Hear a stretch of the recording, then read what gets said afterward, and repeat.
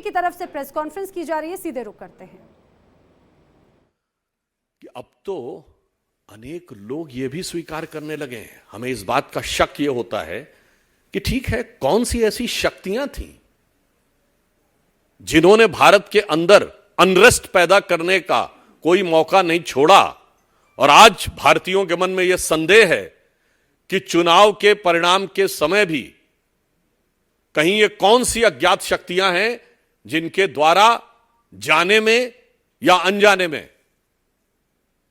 ये लोग संचालित होते हुए नजर आ रहे हैं।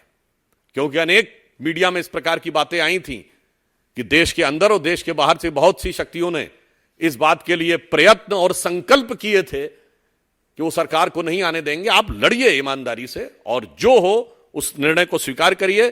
तो मैं सिर्फ ये कहूंगा, अभी जो फिलहाल एग्जिट पोल के जो रिजल्ट्स आए हैं, हम लोग बचपन में कांग्रेस एक नारा देती थी कि सारे भारत से नाता है और सरकार चलाना आता है। अब जनता ने बता दिया कि सरकार चलाना किसे आता है और सारे भारत से नाता भी टूट गया। अब इनका नारा केवल एक हो गया है, लोकतंत्र नहीं सुहाता है, इसलिए केवल बवाल मचाना आता है। तो मैं अंत में सिर्फ ये कहना चाहूंगा कि कांग्रेस पार्टी जवाब दे कि आप लगातार अनेक राज्यों में चुनाव हारे हैं, अनेक राज्यों में चुनाव जीते हैं। चुनावी प्रक्रिया और लोकतंत्र के ऊपर आघात भारत का कोई भी भारतवासी स्वीकार करने को तैयार नहीं है। चुनाव की हार जीत के लिए आप परिपक्व विपक्ष की भूमिका कैसे निभाई जानी चाहिए, हमसे सीखिए।